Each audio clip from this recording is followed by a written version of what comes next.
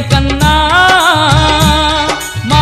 పదమొక్కుల స్వామివి నీవని గోవిందనామం తలుచుతు మేము నీ 7 కొండలు ఎక్కి వస్తిమయ్యా తిరుమలగిరిపై వెలసిన వెంకన్నా